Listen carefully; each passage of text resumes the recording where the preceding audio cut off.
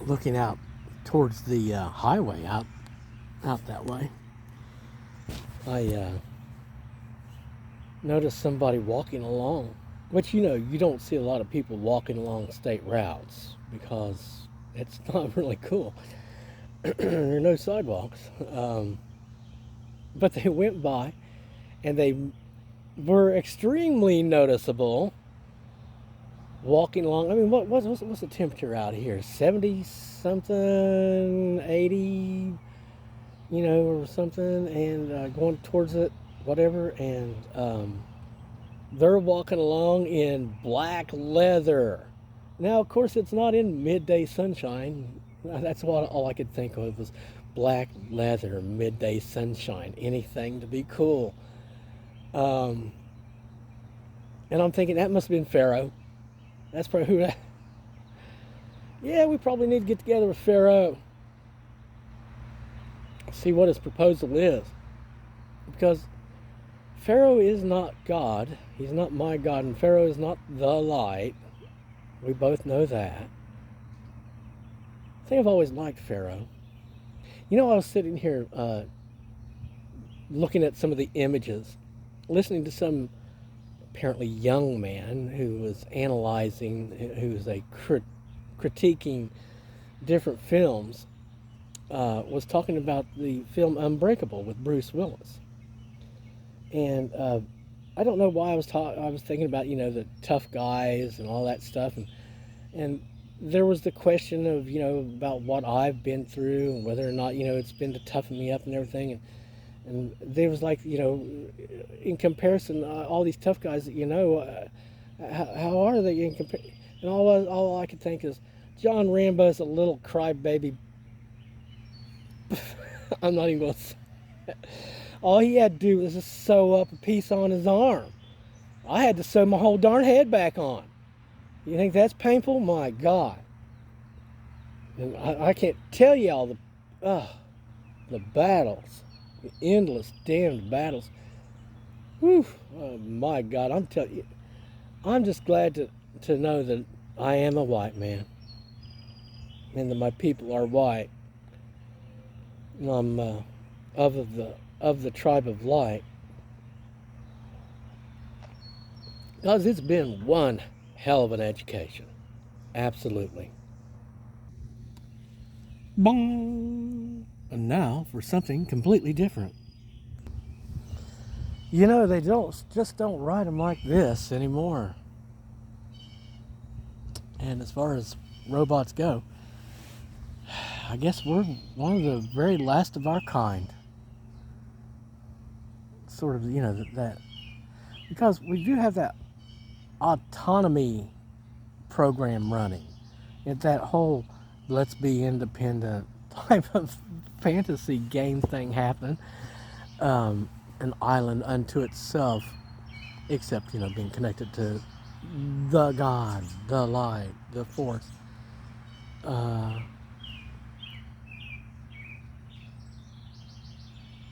yeah, I sit in nature and I really am. It's it's strange to be so very geared towards all things spiritual, to God, to light, but then at the same time to have such a real appreciation for this world, this thing we call nature, this whole self-propelling mechanism, or seemingly self-propelling mechanism of nature. I was sitting here a while ago and I was thinking, how very different the modern age is, and yeah, and how I could probably give Alan Watts type of talks that can illuminate people and would bring them onto that path that we were talking about, the day making a way for the night, blah, blah, blah. It would help to facilitate them coming into that process. But again, I digress. So let me just jump back to where I was. I was thinking about the difference between, the modern world and all the times before, which I do believe were much easier for people to probably develop spiritually.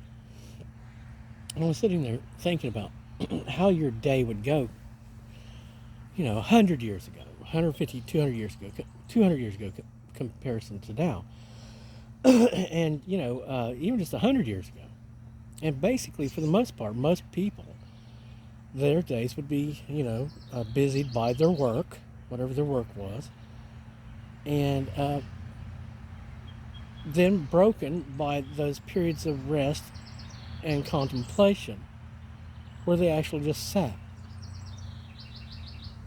And one of an adage that is true at this point, given this history, is that you can always look back in time and say it was quieter then, and it was. And we're talking about in every way. There was a whole lot less being transmitted.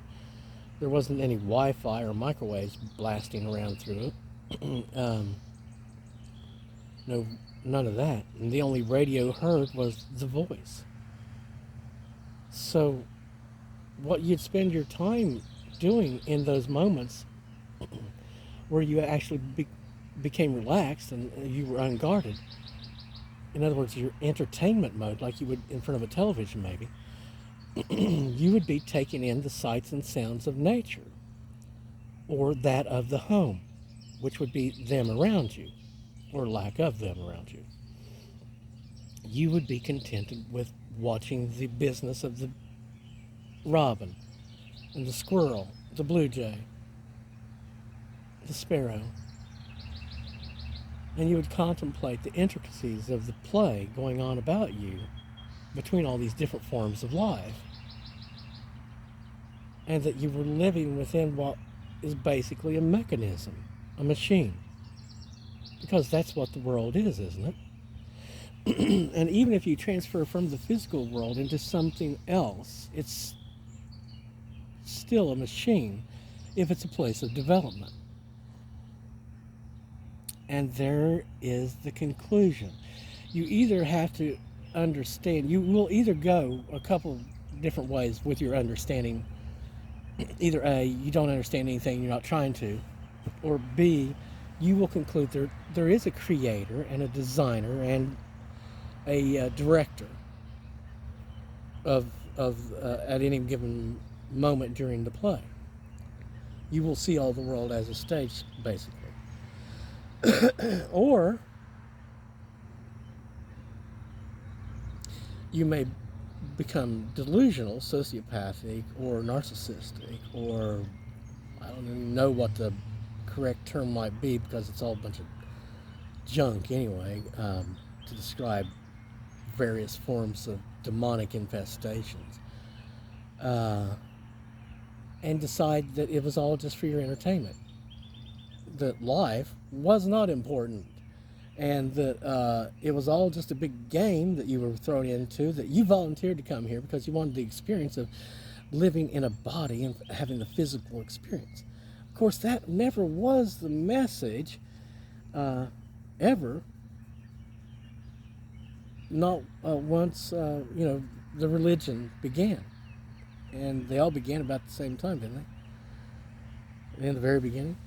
Because there were those above who were making themselves known through signs and speaking to minds, because they could see into the mind and hear their mind and speak to it as well. So if you think that your thoughts are never seen or heard by anything, well, again, denial is not just a river down there in Egypt, kids. I don't know what this message is about, just to be honest. And now for something completely different. I think that's the whole message, is that we're getting ready to start again. And we've gone through another molting process or something like that.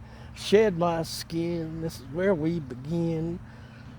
Oh gosh, how I wish to God I was big time. All over again with those pearly whites and that glint in my eyes so that I could waltz on into heaven where the big gates would open and I would lay my big fat head upon a big fat pillow and be in a big heaven with all the big boys and the big toys. And But it is good to come to know Christ. I'm very happy about that.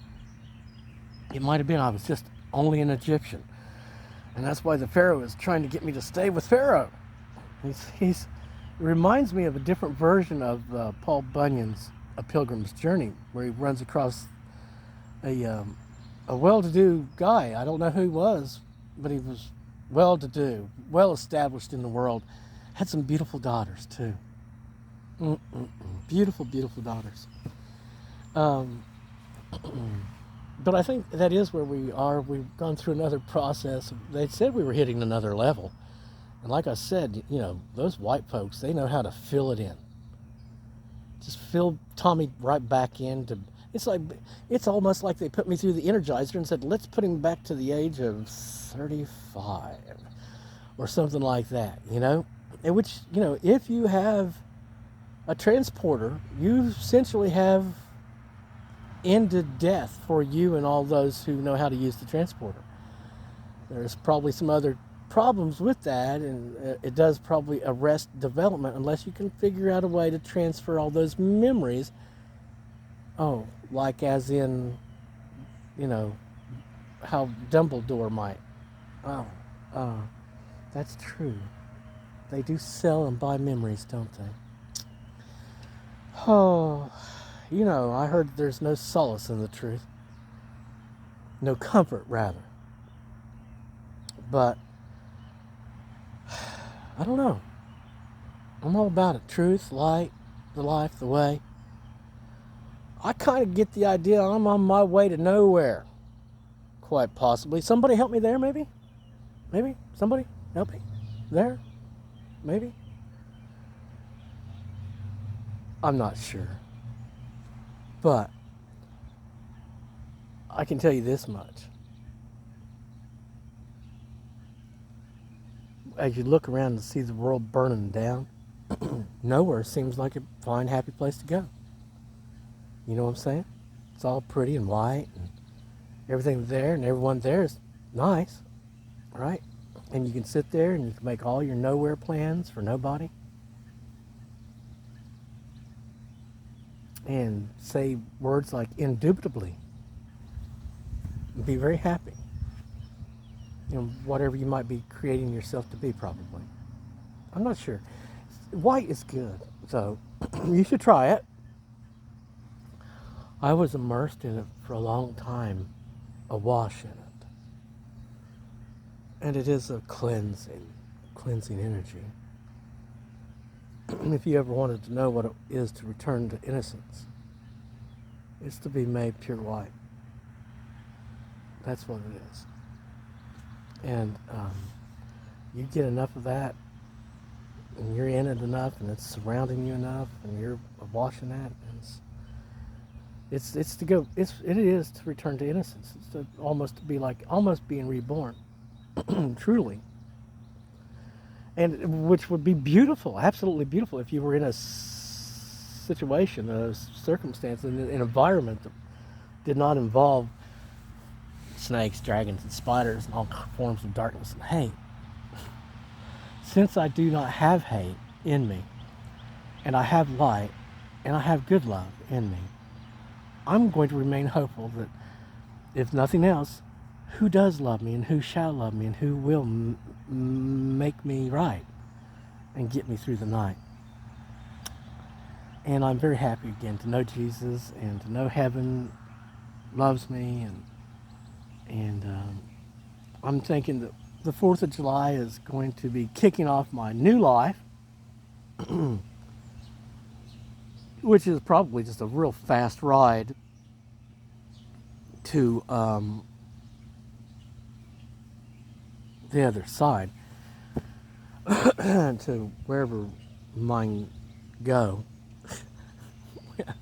Once they've gone through it all, it's like you said, I've gone through all the different side quests and all these other things, and dear God, I've experienced all the evil there was to experience, either firsthand or through sight on a film or in my mind. So I've been exposed to all that, and again, thank you, Lord God Almighty, and all of you that have been working on it for washing me clean of all my sin. And I'm glad all those bad pictures of bad things were washed away from me and out of my mind. I was concerned not too long ago because I saw where someone had brought back a memory from that time which had been taken from me. And I was telling them, well, you're not supposed to bring that back to me because God took it all from me. You know, unless I ask for a memory of that to be returned to me, and you're coming back and contaminating me with something that I was purged for, and it was paid for to be taken from me. So that's a sin against me. That's an assault. If you come back and you bring me a memory and throw it before my eyes of something that was washed away from me because it was visions of debauchery, let's say, of some sort, porn or something like that, or an evil act, a murder or something like that, and God, you know, in his mercy, washed that clean out of my mind, and you bring that back to me to see again, you've assaulted me with that. You're responsible for that. You contaminated innocence again. That's another mark against you. That's why they say, do not stumble these little ones, you know, because, and I got shrunk down, obviously, and when you get reduced to being all white, okay, I mean, you know, the question is why was the process being conducted by evil, in the presence of evil, for the sake of evil? You see what the problem is with all that? It's supposed to be a walk with Jesus and heaven and God and all that is self-discovery, not this other thing. So, was that Pharaoh that walked by? I don't know, but boy, I'll tell you, man, it's so good to not have hate, and it's good not being perverted. I'm very happy about the fact that I am not given to perversion, perverse thought, perverse desire, perverse ways, or perverse characters. And of course, I'm not given to hatred or anger of any sort, or anger, or characters, friends of anger, or angry ways, and not given to taking on anger or being subjected to it, because I'm free of anger and all that it owns and commands. And I know they don't like that, but still yet, that is the absolute case of it. And if it, you know, I mean, hey, talk about paying one's dues. We did at least, I know, earn that much, you know. And if nothing else, if we didn't earn it, then God smiled upon me when I made the request, because he made me make the request, and I was obedient to make the request. Thus, it was taken from me, and it cannot ever be returned to me. It can't be made a part of me, and I cannot be forced to take on any of its servants. That's just simple as it gets. And we're coming up on, hey, 19. You know, they're a white person. Just as white can be. Oh my gosh, they're just whitey white. And who is white? I'm beginning to wonder, what is white? What is white, do you believe? Or who is white? The sky is so nice to me. Heaven loves me so, always has. So yeah, I guess this 4th of July signifies our true Independence Day. Independent of the darkness, independent of control by evil. We're being made free again, which was my birthright. And as you well know, I was born free to remain free and be free, and to rise up and float out or fly like an eagle to the sea and do that thing. And everyone will see me and know me, and I'll go, hey, you know, life is but a dream. Row, row, row your boat gently down the stream. Merrily, merrily, merrily, merrily, life is but a dream. Or a butter dream. Or